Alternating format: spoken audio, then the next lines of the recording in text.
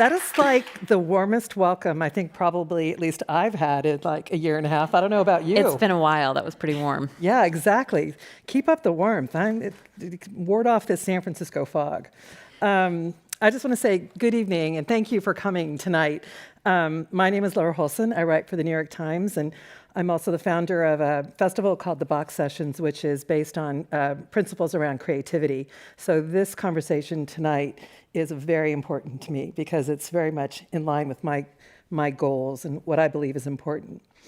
And tonight we're with Sarah Stein Greenberg, and she's the executive director of the Hasso-Plattner Institute of Design, also known as the D School. And she's also the author of this book, Creative Acts for Curious People: How to Think, Create, and Lead in Unconventional Ways. It's a field guide with 80 different exercises, right? Is that a good way to describe it? Yeah, it really is an attempt to embody not just the ideas and the methods that we use at the D School, but also like what is the experience of learning in the way that we learn at the D School, which is highly experiential. So it's like a field guide, it's a methods book, it has a little philosophy about creativity in there. It's a mixture of things. Excellent. So we're going to just do a couple of housekeeping things, and then we're going to dive right in. And if you'd like to ask a question during the program, just write it out on a question card. I think there's some around the room, or they should have been on your seats. And the staff will collect them, and then they'll give them to me, and so we can read the questions on stage. And if you're watching virtually, please also ask questions. You can place them in the chat, and we'll get through them. And we're really interested to hear, what you have to say, as much as what Sarah has to say. So I'm just going to dive right in. And we used to describe design as a production of, say, a Herman Miller chair or a Mary Mecco print, but that has changed in today's world. What is design thinking, and how has it evolved to include everything from, say, having a more productive conversation or having a better life? Yeah, I like to think that design has really expanded. It's on this kind of incredible trajectory as more and more people figure out how powerful the methods are that designers have always used.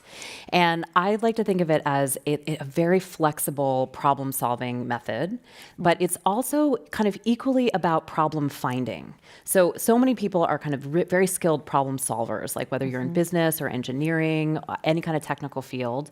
But I think one thing that is very special in design is that we spend a lot of time trying to figure out what is the problem here that we could be solving for? What are the needs of the people in this ecosystem, in this situation that might be present today, but also might be more apparent and gaining in speed and steam in the future?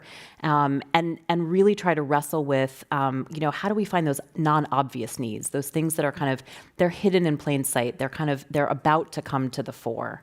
So that balance between not just the problem-solving piece, but what is the problem here worth solving is also a big part of how we think about design at the D School. So how do you know something is a problem, or how do you know what to look for? That's the question, right? Yeah, that's a great question.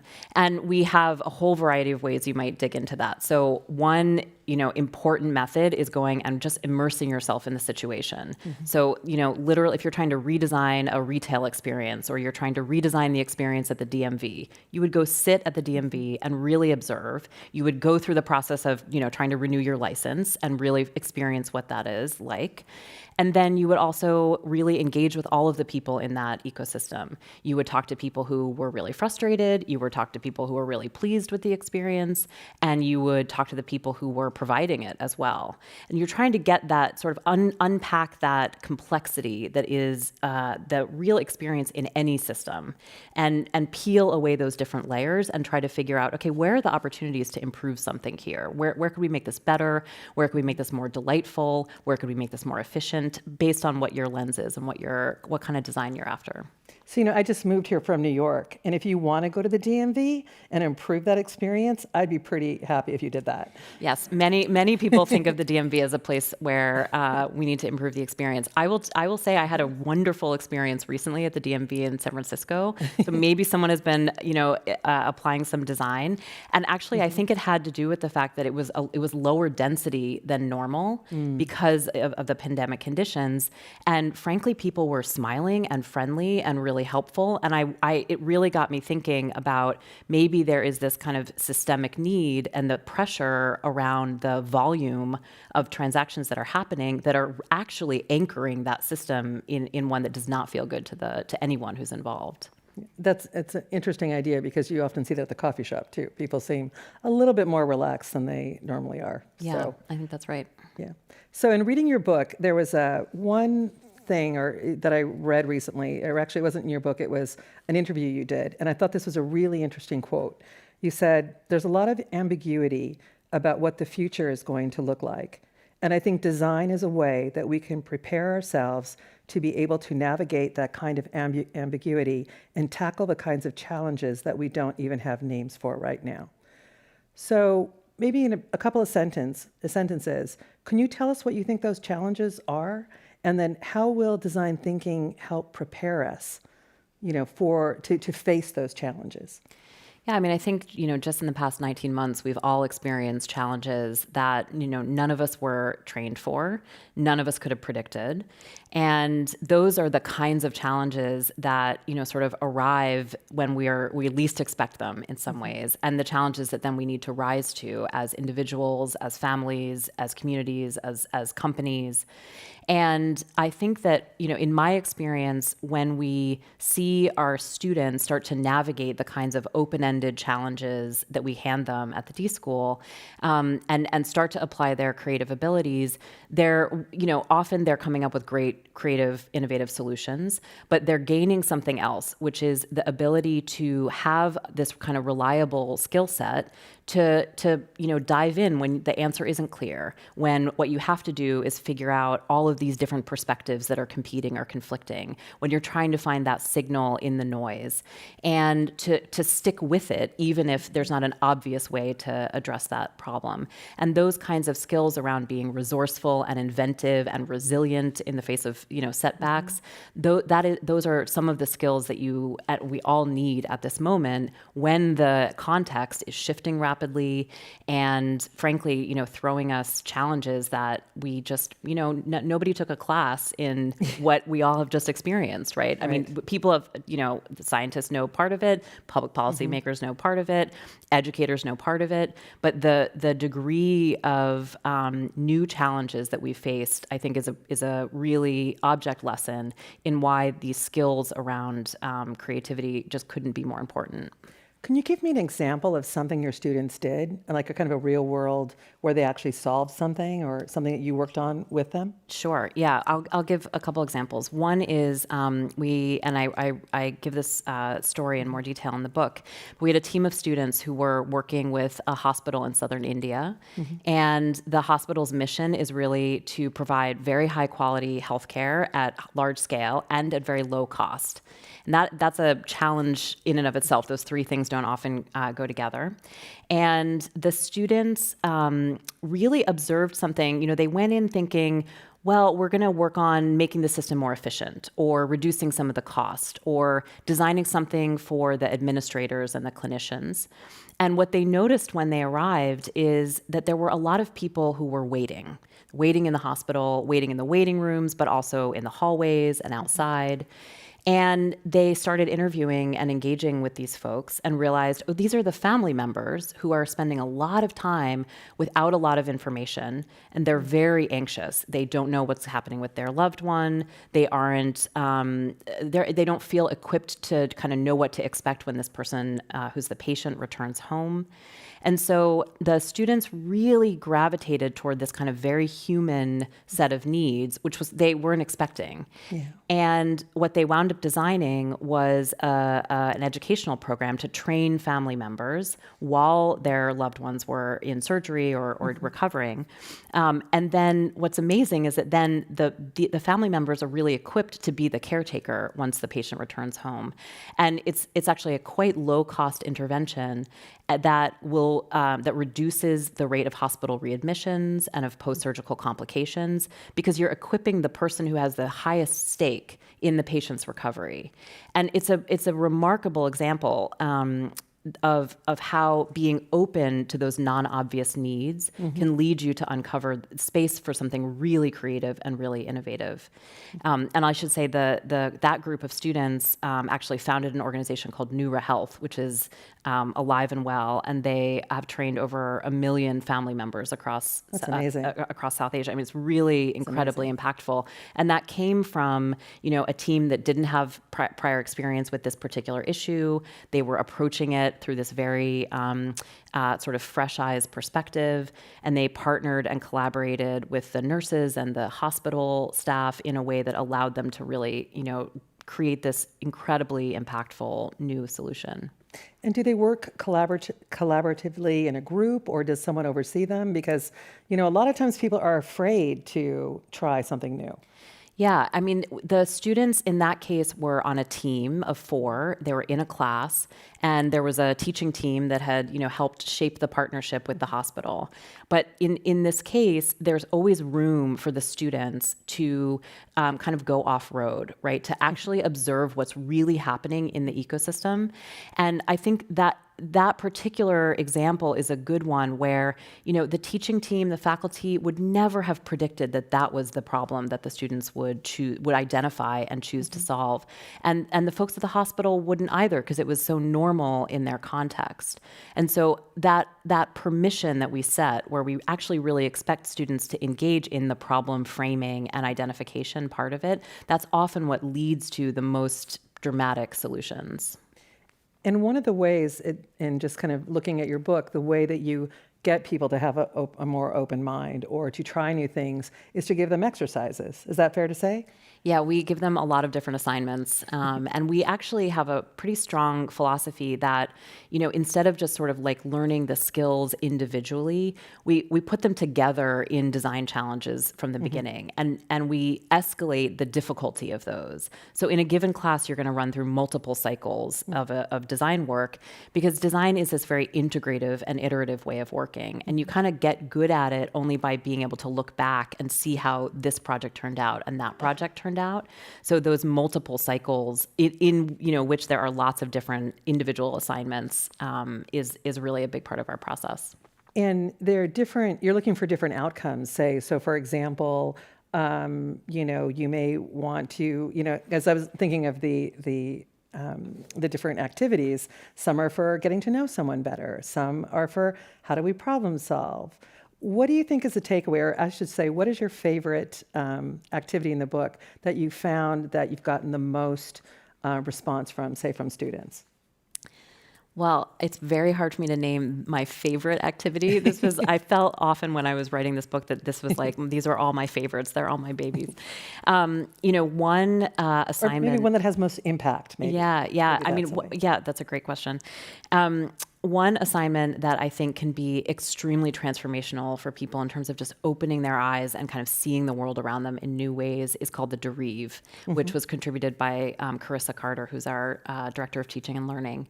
And the Derive is a kind of a drift that you take in a city, in your neighborhood, in a mall, and you allow yourself to follow object by object or sense by sense. Like if you see something that's yellow and you decide to follow the color yellow, you let that be your guide. And what you notice along the way is that you've been kind of filtering a lot of information out. And by seeing through this very particular lens of yellow, or some people might follow a smell or a different sense, you start to actually like retrain your attention. And often people who are kind of like stuck on some part of their process or their challenge will come back from doing a Derive and they feel totally unstuck. They feel like it's almost been like a meditative experience. And a lot of the skill of noticing comes from kind of putting yourself in this almost altered state where you're paying attention in this very particular way. And that's a hard thing in our current moment, right? Like if you're constantly on your phone, if you're busy, if you're rushing. And so creating that space with this kind of unorthodox way of progressing through a particular walk can really help you see the world in a different way. One of the exercises that I found kind of interesting was the what's in your fridge. And it made me think, what's in my fridge? But then it made me think, what's in your fridge? Are we going to go there? Yeah, we're going to go there. So I texted you last night and said, send me a picture or let's talk about your refrigerator. So we're going to actually show you one of the exercises. And maybe you can describe for everybody what the exercise is, and then Sure. we'll dive in. So this exercise was created by Leah Ramirez Siebert, who used to teach at the D School. And she was leading a project that was around tackling obesity. And she was trying to figure out, okay, I've got all of these amazing practitioners from medicine and other parts of healthcare. And how am I going to start off this group? A lot of people don't know each other. We got to build some bonds really quickly. And, you can do an icebreaker, but what we try to do in these kinds of warm-ups is like figure out how can we get you started already on the project that you're working on, either the creative behavior we want to see or diving into the topic. So Leah came up with this idea to have everyone bring in a picture of the inside of their refrigerator, and then in the first 5 minutes of the workshop, share it with somebody else. And this allowed people to start to see, wow, what's in your refrigerator? Like, kind of says a lot, but what does it say? So maybe we can. Yeah, maybe we I can think see. so. We both took pictures of our refrigerator, and we're going to share them with you in like real time. And I'm totally embarrassed about mine, but I will give you mine first. Okay. And you can tell people what you see and what does it say about me. All right. Well, I mean, the first thing that I see is it's sparse. There is not a lot. There's some sour cream on the top shelf. There's a mystery object in the top drawer. And then there's maybe some yogurt and some eggs. There's a dairy theme, and then there's some butter lettuce. But I mean, I have to say the first thing that I noticed is there is not a lot in here. So why is that? Because I came to San Francisco, I was going to be gone for 2 weeks, and I didn't want to have a lot of stuff in my fridge. So I gave my sister my vegetables, because I had a bunch of gorgeous vegetables. I gave her my tomatoes. And the sour cream, I can tell you for a while, because I just moved to California from New York, I was eating only quesadillas. So I got rid of the tortillas, but I had a little sour cream for the quesadilla. So that's cheese. That mystery is some cheese. And the lettuce, I would put the lettuce in there too. So that was basically my diet for the past week. And I mean, when you first handed me your phone, you said, I'm really embarrassed. Why were you really embarrassed?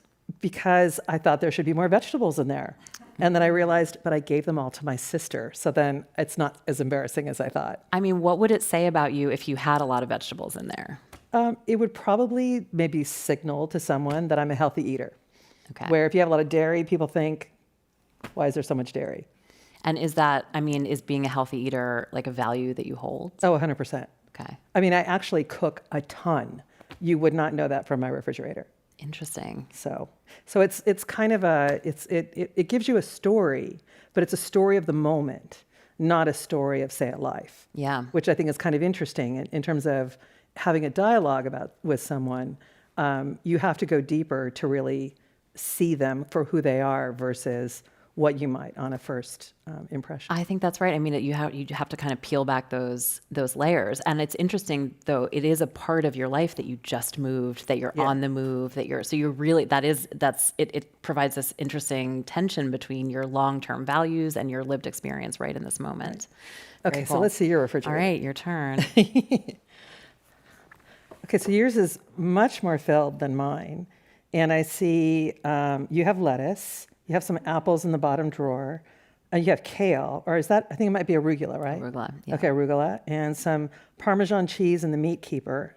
So makes me think that you like Italian food? Yes. Okay. And organic yogurt.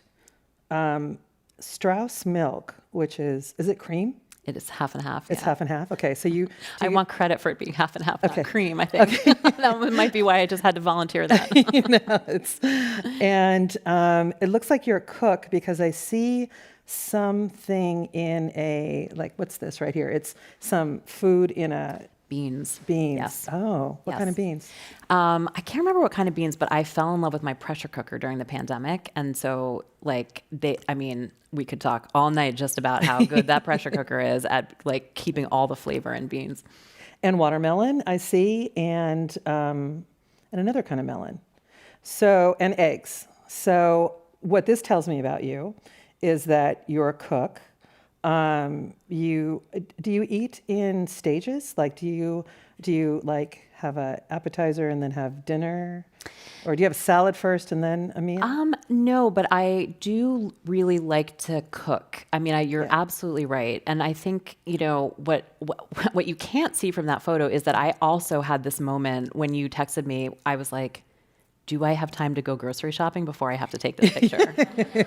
And I mean, I think it's interesting that we both had that reaction of this makes me feel a little vulnerable. It's partly because, we're sharing this with a much broader audience than you might normally in this You activity. 100 people who are who are watching. And I think like that is what the heart of the activity is about, right? Is can you evoke a little bit of vulnerability in a way that still feels kind of safe and playful, and also we're equally sharing, right? Nobody has sort of the upper hand in terms of this dynamic, and then if we're about to embark on a creative project together, we have like a little spark, we have a little bit of trust, we have a little bit of knowledge about your recent move, about my eating preferences, and Your cooking and your pressure cooker. Yeah, It's like- exactly. And that, I mean, probably just the fact that I just raved about a pressure cooker, it tells you a lot about me. So there's a little bit of bonding that just happened. And that kind of trust and interaction is what you need if we're going to go on a project together on a challenging, open-ended, adventure where we might really make something new, and where you're going to have to share a hunch that you have, and I'm going to come back and say like, ooh, let me see, like, I'm not sure. And we're going to share kind of unfinished work and unfinished ideas with each other. And that part of creativity, when we practice it as we do at the D School, kind of as a team sport, it requires that kind of interpersonal trust. This is what I loved about this book, is I loved that it gave people activities to become closer and have a richer experience with each other. Because what we just did, you could do it in a business setting, but quite honestly, that could be like a good first date question. That's a good idea. Yeah, there's actually another assignment in the book called First Date, Worst Date, and I'll take my phone back. Thank you. Exactly. And that one is it's also fun, and it dwells in that space of like dates are times when like sometimes weird stuff comes out. In that case, we have people build a representation of their first worst date in Legos, which is all about getting people to take a very abstract idea and build it into a physical form, but in a very playful and light way that brings out some interesting stories. So that immediately my mind went there when you were talking about dating.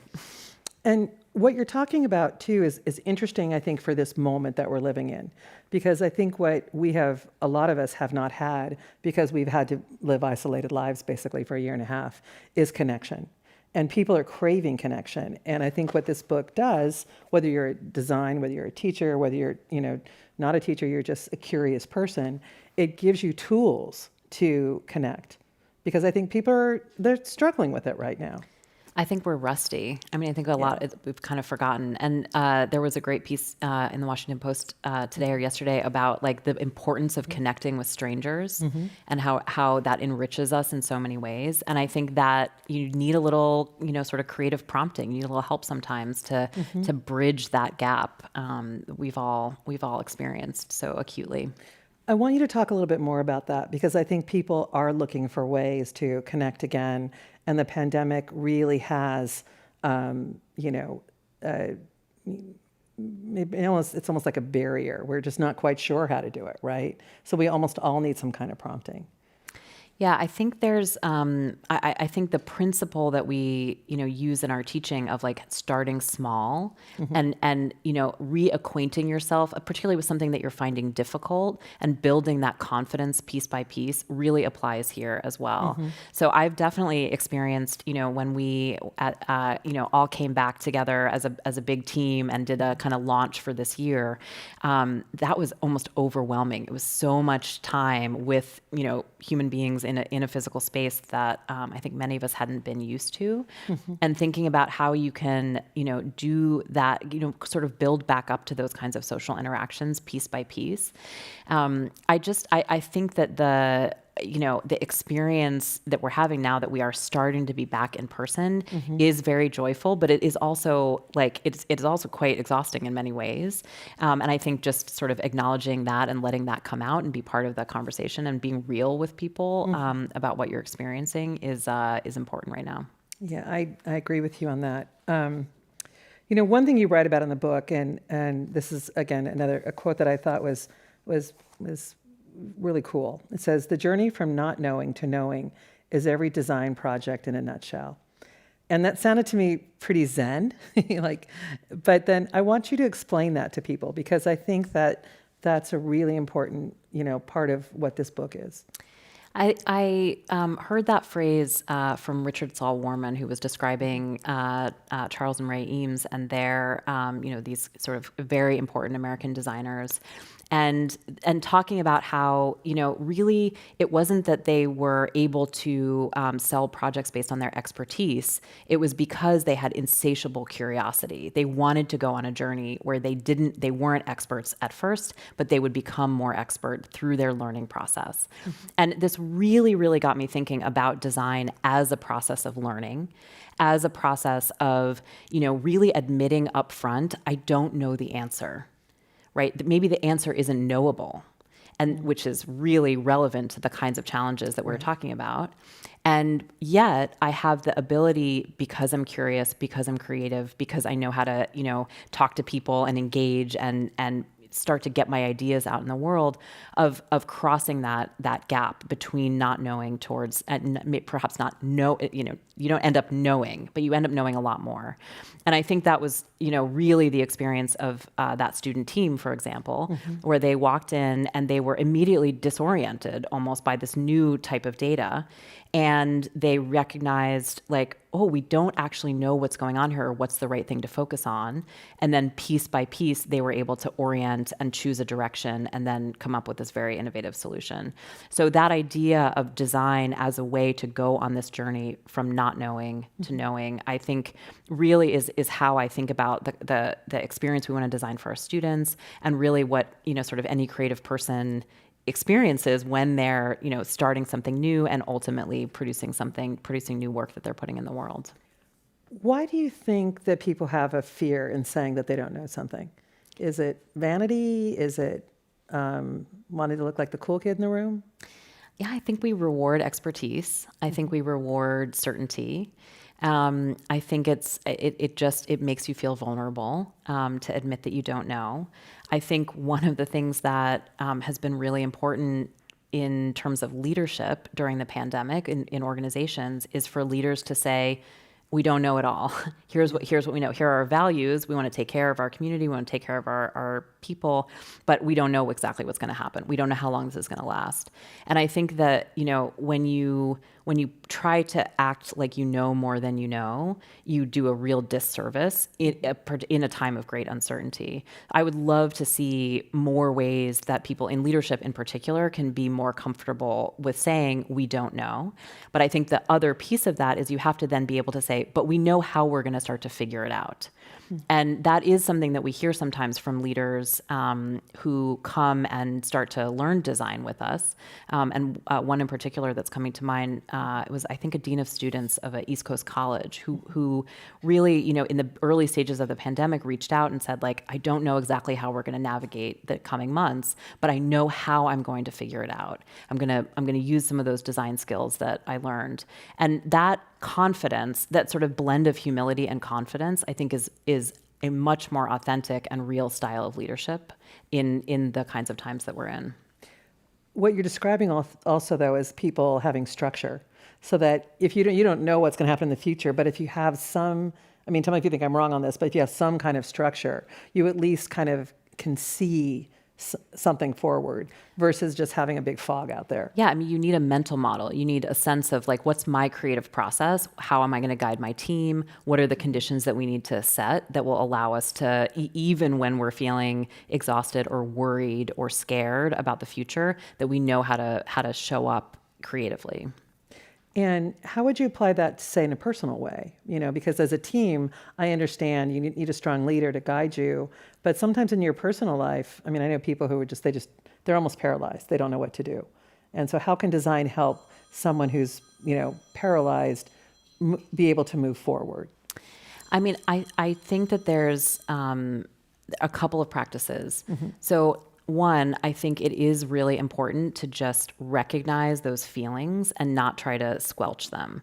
And, emotions are part of any kind of creative work. There are highs and there are lows. And so if you're feeling stuck and you're feeling paralyzed, naming that as the first thing to work on, I think is really important. You can't reach for a big, ambitious solution if you're feeling really stuck. I think some of the assignments that are in the book that are much more about that personal creativity, whether it's direct your curiosity or the Derive, which we talked about, the ability to look inward and remember, and get back in touch with that like individual creative spark is really important. I find being in community to be a part of that for me personally.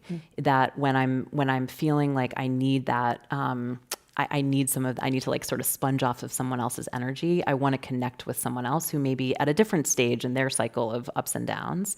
I think that is something I have learned over time, is that connection helps. For other people, it might be disconnecting. It might be spending time alone. And for me, what's important is that self-awareness, is having had time to reflect on my own creative process, what I need when I'm feeling stuck, or when, I feel like I might be languishing, which is kind of the topic of the day. I think there's a lot of ways to get going. And for me, connecting with others is always a part of that. One thing you talk a lot about in the book as well that I found really interesting was this idea of empathy. And you talk about the 3 different facets of empathy and why we should develop them. So maybe you could talk me through them. I mean, there's experience sharing. I'll prompt you. I won't tell the other 2. I'll let you. Yeah. So it's very interesting because empathy, I think we sort of have a kind of a popular version, which is this idea of like feeling what you feel, right? Kind of walking in your shoes. And that's a part of it. That's experience sharing. But there are also 2 other pieces. And one of them is called perspective taking, which is like, can I understand your mental model about something? So now I just learned from you from the picture in your fridge that you have a sense of being a healthy eater, that you have a sense that like vegetables are very connected to that. And that is kind of like, I'm a little bit sharing your mental model for what healthy eater might mean. And then the third piece is actually something called pro-social motivation, that description was new to me as I was doing the research for this book. And it means that if I understand your needs, I am more likely to really want to help you, to actually have a sense of urgency about that. And I will say that in the early stages, of the pandemic, I saw that happen for our students when they connected with people that they might be designing for, when they kind of got out of their immediate bubble, and even connecting online, they were able to see, oh, these needs exist in the world. Maybe I can do something about that. And it's interesting to think about empathy as including all 3 of those aspects. It fuels, I think, a lot of creativity when you actually feel for someone else and you feel like you understand like what might be possible if something could be designed that would, whether it's help them at the DMV or help them in some other part of their life. Well, aren't there studies that show that people get a greater sense of happiness and sense of self if they're helping someone else than if they're just doing something just solely for themselves? I think that's right. And I think, for me, like design is almost always about designing something for others, right? It's really being of service. And that's certainly, a value that we try to instill at the D School. I want to remind people, if you have questions, please feel free to write them down. And we're going to start questions probably in about 10 minutes or so, as we get through a couple more things. How can we use empathy to be more creative? So I think that, as I said, when you get a sense of someone else's needs, it propels you. It really it starts to drive you. It also is just part of exposing yourself to the way that other people think and see the world. And, it's like if you only stay within your own head and never, think about like, oh, what does Laura need? What does so-and-so need? Then I'm really limited in terms of the universe of ideas, of opportunities, of solutions that I might come up with. So having that ability to kind of get outside of yourself and engage with others and develop empathy is I think a part of fueling your own creative abilities. I also think empathy with the other people you might be working with is incredibly important, because as we're talking about, you have highs and lows in any kind of challenging work, and you need to be able to kind of show up for a team member who might be struggling at a moment. So I think it can be, if you have a team and that team does not have empathy for each other, they will get stuck in some of the moments of design work that often, create some tension, create some challenges. Can you, I don't know if this is possible, but can you design empathy into a situation? Because I'm just thinking of that situation when people are stuck. How do they get unstuck if they really can't understand the needs of their colleagues? How do they get unstuck? I mean, one thing I've seen over and over is that students will often, when they are having a moment of team conflict, they think that what they should do is work harder on the problem or the project. And that is almost always the wrong choice. Mm-hmm. What they actually need to do in that moment is pause and say, something about this dynamic is not working here. I'm stuck, you're stuck, you seem stuck, like what is going on? And really name that, and then create the space to have that kind of hash it out. And that ability to pause in the moment and let that be a part of the work. It's not getting in the way of the work. In fact, if you don't attend to those moments, you will be getting in the way of actually getting the work done. So we sometimes do design in those moments for teams to check in, to troubleshoot, to try to fix issues before they occur. And then I'll also just say, like, those practices around creating short time frames, allowing people to have a shared vocabulary where we're all in the process of exploring this new idea together versus we're all in the process of deciding on which idea we're going to move forward. Mm-hmm. That shared understanding of kind of where you are in your process, that also helps reduce some of those moments of conflict that can arise.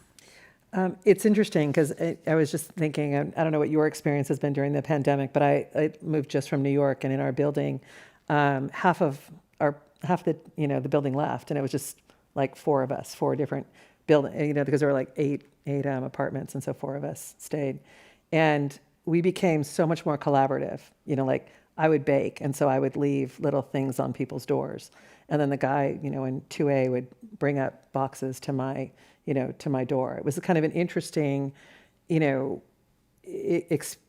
an experiment, if you will, in collaboration. And I don't know if we designed it that way, but it ended up being that way. Maybe it started with me, like leaving people, home baked bread on their doors because all the bakeries were gone in the neighborhood. They just closed down. So it's kind of interesting how you can, just with a simple act in what you're talking about, kind of bring people into solve a problem, which is we all needed help in this. Had anyone in your building given those kinds of gifts or baked for each other before? No. See, that's what was so interesting. So you broke that barrier. You created something handmade, personal, hand delivered, and then it sounds like people kind of built on that. Yeah, we became a team. Actually. Yeah, you became a team. I mean, that's that is a great sort of analogy to what we see happening in a productive team that's kind of taking care of each other, where then you build on those ideas and you get to that momentum that kind of propels a team through a real challenge. Yeah. If I'm correct on this, a lot of your colleagues, contributed to this book, and I think probably some of them are here tonight, right? Yes, that might account partly for the warm welcome we had at the very beginning.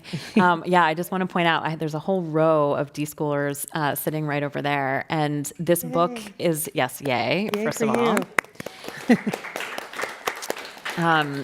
This book is really a incredible collection of ideas and methods and approaches from the past 15 years that the D-School has been around. And, the kind of the brilliance and care that each and every person who teaches at the D-School takes in constructing these assignments, I hope it really comes out in this book.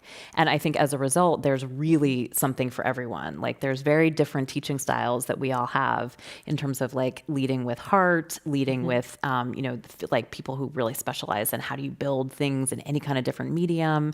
And that is what makes it, I think, such a useful compendium, is because it has so many different perspectives that are baked in. I love that you just said leading with heart, because so much of leading, as we hear about it, is leading with the head, right? It's like thinking your way through the problem, not necessarily feeling your way through a problem. Can you talk a little bit about that, the tension of that, and why both are necessary? Yeah, I mean, I think, a lot of us are kind of trained more in that cerebral or an analytical way of looking at problems. But there's a whole set of research around the other ways that you can learn about the world, that you can express ideas, and that's much more about feeling and also trying things out. So the kind of feeling and doing side of the equation is often much more. It's underdeveloped in a lot of us, and that is really the opposite of what we do at the D School. We emphasize the feeling and the doing, right? Like we'll throw you right into the deep end, have you, try to do a design project even before you think that you know what that really means. And doesn't mean you're going to produce the most amazing thing the first time through, but it's about experiencing these kinds of skills when you're trying to understand them. And then you reflect. Then you actually go into the more cerebral part of the work and you start to understand.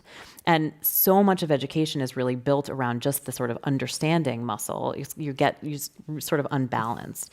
So the reality is that in a world where maybe there's some data out there about the problem you're trying to solve, maybe there's not. You have to have a blend of being able to observe, think, and reflect, but also try some small experiment, test your idea, and actually generate new data because you're trying to get a response from some system, from some individual who can give you feedback. And feeling your way forward in that kind of iterative process is often how you come out with something that really it meets the needs of the moment.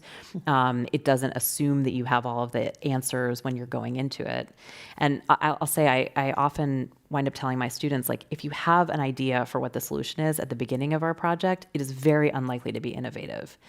Right? If you can see kind of straight through to the end, you're missing all of those opportunities to actually have your mind be opened by new information, by that interview, by actually gaining empathy for some part of the situation. And so remaining open to the unexpected, which is a intuitive, more feeling-oriented way of understanding and engaging with the world, that is a key part of design work. Well, it's not going just for the obvious. It's kind of, I think of as in writing. And I'm curious about how you managed to write with all of the people you wrote with, because as a writer myself, writing can be very solitary, and it can be challenging at times if it's very collaborative. Can you maybe talk a little bit about that in terms of creating this book, how you can make it collaborative so everybody's voice is heard? I think that was probably your biggest design challenge, was in getting this book, done. Yeah, it was a really, really fascinating process. So we started. We used a lot of our own design approaches. So we started by interviewing everybody in the teaching community. We interviewed over 100 people, and actually, when you asked me for my favorite assignment, that was one of the questions that I led with. Right, I didn't want sort of the kind of the obvious. I wanted the what's your favorite? What's the one that you just poured your heart into? What's the one that you've seen the biggest student transformation from? And so we collected all these stories and examples, and then went through a process of kind of figuring out, okay, how do we curate those so that they'll make sense to and be impactful for a reader. And actually, there was a moment where I had the entire book mapped out in my hallway on different color pieces of paper. It's amazing. Trying to figure out, it's like, okay, well, if we put all of these over here, it's going to be way too, sort of overwhelming at the beginning. How do we spread those out? And I am a very visual thinker, and so being able to have those sort of bits and pieces to move around was really helpful for me. But then the other important part was that I went back to all of the contributors and asked them to read an early draft of what they had contributed. And I got really important feedback in that stage. And that was, again, I felt pretty vulnerable because I was taking, their contribution, I was adapting it and changing it and trying to make it fit in a book format, which is different from how we teach in person. And, I got some wonderful, this is great, I love it, keep going. And also some people were like, oh, I think you really missed the mark here. And that's, that kind of, moment where it's that there's a little sting, right? When you get feedback that's not exactly what you wanted to hear. And then the work gets so much better as a result. And that's exactly how we try to, get our students to approach their work, which is you don't have to have the right answer the first time, but you need to be open to hearing other people's ideas that can improve it. And so it was that iterative process that led to what you see today. Well, I think that's a really good point because it's very, as someone who writes myself, when your editor shows up and they say, this is really great, except for this 15 things. And you're just like, you just breathe in a little bit. And then you're like, okay, it's not that bad. Like, just do the work because the truth is, you want people to read. You read it. And so if somebody else has a different idea about how to say something or present something that's more, approachable for people. Yeah. I mean, You want to hear Yeah. it before the book is published, not after the book Exactly. is published. And, my editor was kind of the stand-in, the champion for the reader who has never been to the D school, who has no idea, doesn't have a background in design, maybe feels a little intimidated by some of these topics. And so she really would spot those moments where I wasn't being clear enough, or I was, it was like too much in the context of, how to do it in a team. And one thing she pointed out that was so helpful was like, hey, most people are going to read this on their own. So even if they are part of a team or a community where they want to activate folks to be more creative, to use some of these approaches, that initial moment of taking in this information will be a personal one.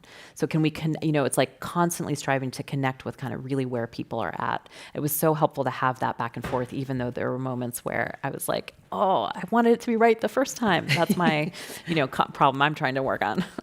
No, I mean, and also I think with looking at the different exercises, it's great to think of them as a team. But I think, people want permission these days to get out of their comfort zone. And a lot of these, the activities you're having here, they can be done, with you or your partner or a group of friends. And that's awesome, right? Because then it works at the office, it works at home. It's a more holistic approach. Yeah, that's right. There's one in the book which is about practicing metaphors, and it's called "Tell Your Granddad." And the idea is that you're trying to come up with metaphors, which are such a powerful tool for doing all kinds of things in design, but you're doing it in a very playful sort of competition way. That would be a great thing to do at a dinner party or like on a family, vacation. I mean, there are so many assignments in here that could have multiple uses like that. Well, if we're all getting back together for Thanksgiving and Christmas, I think people have got some homework to do. So, one thing I was really intrigued in reading the book, you talked about daydreaming and, imagination insomnia, which I think you described as people being maybe unable to locate the creative mindset. Daydreams, have our faces in our phones. What can we do to get back to a place that daydreaming becomes a part of our normal routine? Well, there's an assignment in the book called these micro mindfulness challenges, which is all about how do you find that space in your brain again for your imagination, and that was contributed by Leticia Britos Cavagnaro, who's here in the audience tonight, and a number of her colleagues. And there are kind of a structured set of exercises in that particular assignment, and the first one is about walking around while smiling, and just noticing what that does to your interactions with others and how that feels in your body and how that feels when you see yourself in a reflection and notice that you're smiling. And there's another layer, maybe you do that the next day, that's about pausing when you enter a new space, when you walk through a doorway and being mindful of that doorway. And there's a few others. And those are all about like, you don't have to make new time to be more intentional and to try to create that space in your brain that's a little bit of downtime or a little bit of focus. And I think those are very approachable ways to try to sort of build that rhythm back. And I mean, it's really a challenge if your head is in your phone all of the time, you are taking up every moment that you have to be engaged. And it's actually incredibly important just to reset and to reflect and to think and to imagine and to dream. And so I love that particular assignment. And you could do that over, the different days of a week. You could do that all together. But it's about kind of restoring that practice for yourself of allowing yourself to daydream. So we have some really interesting questions. So I'm just going to kind of dive into that, if that works for you. So someone, I think in the audience, said, could Sarah please speak to her background, your path to a role at the D School? Were there mentors who fostered or people who stymied your creativity? That's a great question. Well, we don't have all night, so I'll give the short version. I'd say the foundations of, I think, probably how I ended up working in both education and in particularly around design and creativity have to do with the house in which I was raised. So it was a no TV / like very limited TV kind of house, and there were a lot of tools and Legos and blocks and arts and craft supplies, and like really we just a lot of time spent sort of occupying oneself, making things, and being imaginative. And I think that that sort of spoke to something in me as a person, and I probably carry that forward today. But then I also happened to be a graduate student at Stanford when the D School got started.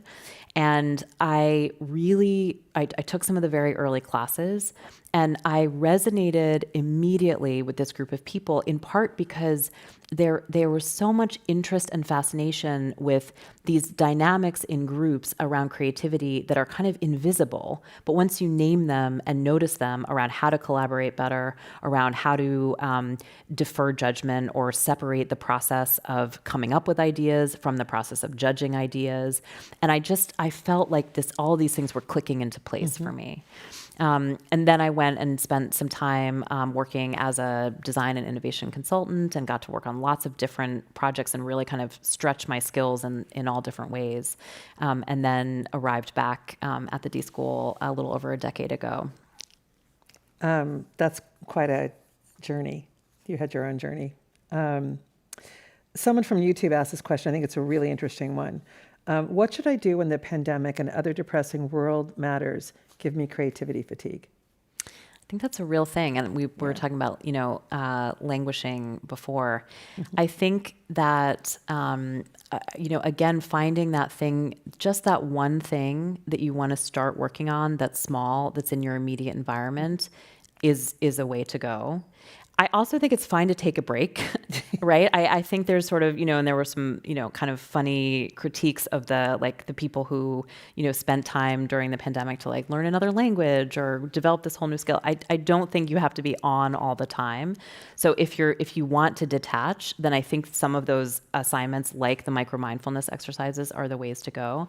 But I'm just such a fan of start small. So it's like, okay, maybe you've just started commuting again, and that's like a whole new stressor in your life. Can you think about how you might redesign that? Can you think about what's the preparation that you might do? Maybe it's, preparing that amazing lunch for yourself that's the kind of reward at the end. Or maybe that's like finding a way to carpool with someone who's, in a pod with you, so you get a little bit of that social time back. But I think just some of those like small local challenges that also deserve some creative action can be a way to sort of replenish that muscle.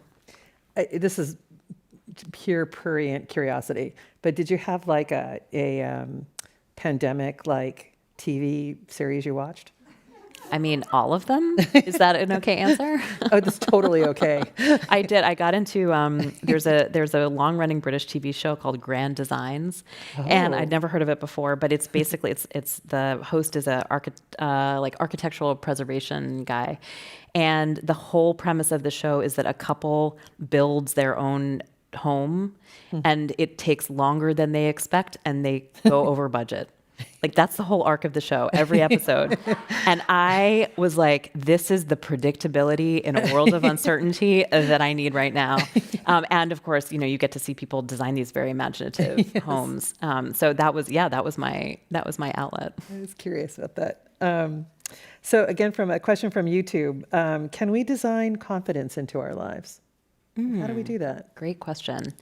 Yeah, I mean, we think about this a lot at the D School, and one of the things that I think really helps is this idea of what's called guided mastery, which comes from psychology. And it's the idea that it's very hard if you are trying to stretch way beyond your comfort zone to get there right away. That's where you feel like the least confident. And often if you have an experience of trying to do something like, let's take public speaking, for example. A lot of people people that are very unconfident about public speaking. If the first time you do public speaking, like you're on a huge stage and you're giving a talk, and the stakes are really high, it's very hard to kind of cross that chasm. So what we try to do is to figure out, well, how do you create small experiences that you can master to build your confidence. So maybe you give a toast at a small dinner party, and that's your, the first thing that you do. And then maybe you stretch yourself and you give a presentation at work, or you maybe just you give, one slide of someone else's presentation. And you think about how do you actually start to build towards the thing that is really the challenge that you want to achieve. So I do think confidence is something that you can design for if you try to build on those small successes. Because if you think I have to do a whole presentation, it may be so overwhelming that you just shut down. Yeah. And you just don't do anything. Well, and also you're very unlikely to be good at it the first time. So there's a reason to be, it's like the first time anyone does anything, it's, you're not usually particularly good at it. So there's another framework that I'll share that I find really helpful, which is called the zone of proximal development, which is a little wonky, but it's an idea that has been around for a really long time, and it's the idea that if you are stretching just a little bit your abilities, like just to try to do a little bit more than what you could do yesterday, that's the right zone for learning, right? It's just adjacent to where you are today. And if you stretch way beyond that, you actually are kind of unlikely to be successful. So what can you do that's just a little bit in that zone that's just beyond where you are today? And I find that to be a very helpful thing to think about. That's good advice, because for anything in life. So thank you for that. So another question from someone who's watching online. Do you believe there are people less curious by nature, or is curiosity and creativity a muscle that needs to be developed and flexed? I believe the latter. I think that being curious and being creative are like part of the human condition. And you can see this when you watch kids, like they are learning about the world at an astonishing rate by testing and trying and dropping the block and like, oh, that's gravity, right? And really trying to get a response from the environment that they're in. I do think that a lot of us, if you go through an educational system that's, particularly rigid or prescriptive, if you're in a job that you are either, it's not a great fit for you, or you're bored, or you're overworked, I think that those kinds of things can really dull your sense of your own curiosity and creativity. So I do think that, you may observe people who seem to exude less of those qualities, but I don't think that means that they don't have them. I think that there's some block, there's some reason that they're not able to fully access that at the moment. There's a professor who I've been talking to lately about awe and the idea of how do we bring more awe into our lives. And he, was kind of talking about how everybody's taking walks now, everybody's out and about, and there's this idea, and it's not a new idea, but I thought it was an interesting idea for this time, the idea of the awe walk, right? And to get out and to allow yourself to be surprised by something, because then, it leads to what's the next surprise. So that's looking for beauty, or for, your example of the yellow, looking for the yellow becomes something that just becomes second nature to you if you keep doing it. Yeah, someone gave me, passed along a piece of advice that they'd received very early in the pandemic about going to, in our case, we live on the coast, so we can go see the ocean, but really like anything that is kind of bigger or longer lasting or more permanent than our current sort of human concerns at the moment can help connect you to that sense of awe and to that sense of that sort of the greater environment, looking up at the stars. You can really access that from just about anywhere.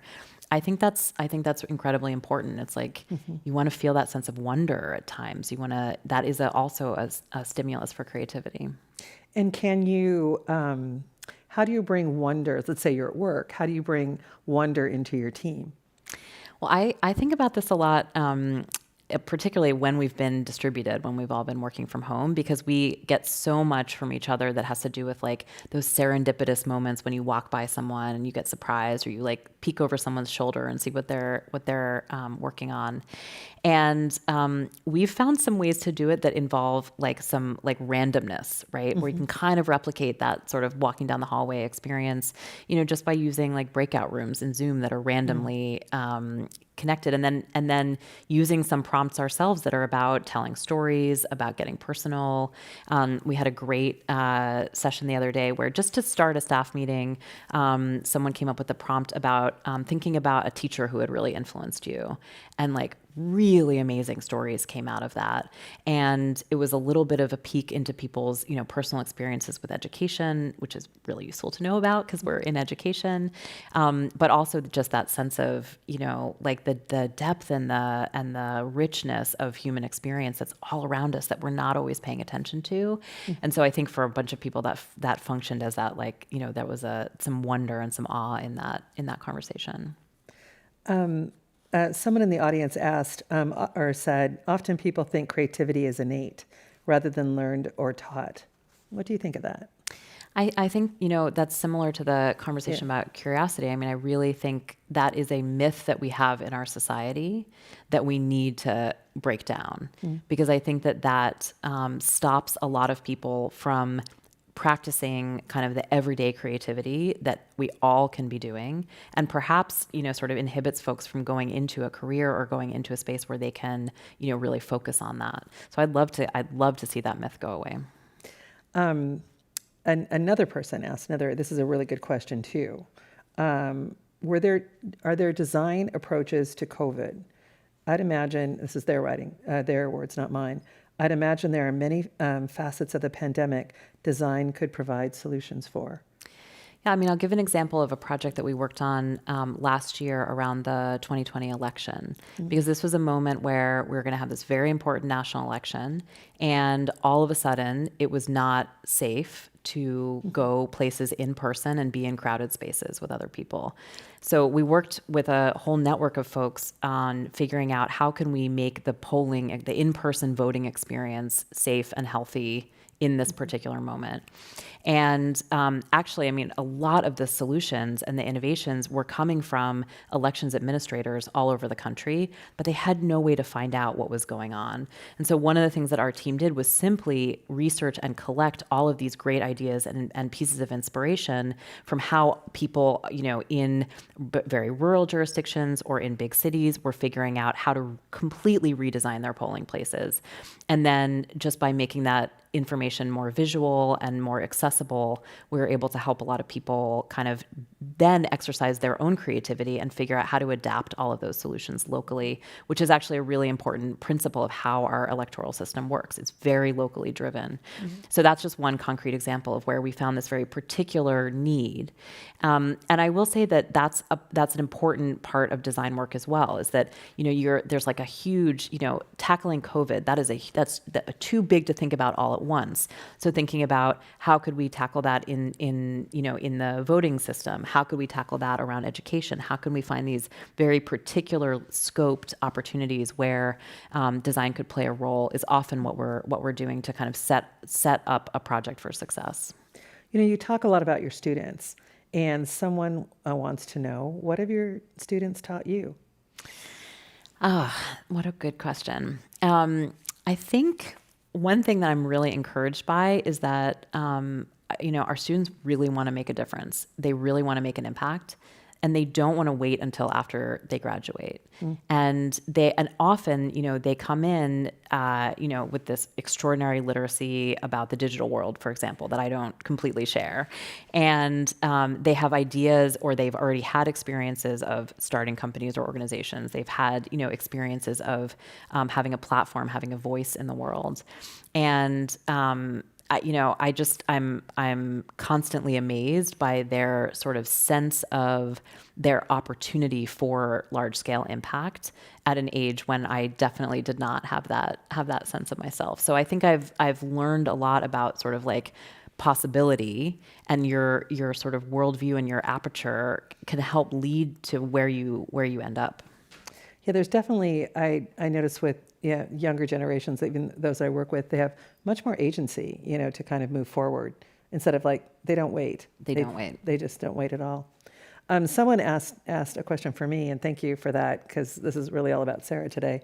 But they asked, what did I find most surprising about the book? And the thing that I think I found most helpful is that, I find with a lot of people, they have a hard time connecting. They don't always really know how to do it. And this book gave a lot of really easy ways to, let's look at pictures of our refrigerator to kind of connect and learn something about someone. Because if we have empathy, as you have so aptly discussed in the book, if we have empathy for others, then it's easier to solve problems. It's easier to, be, kind of unified in one.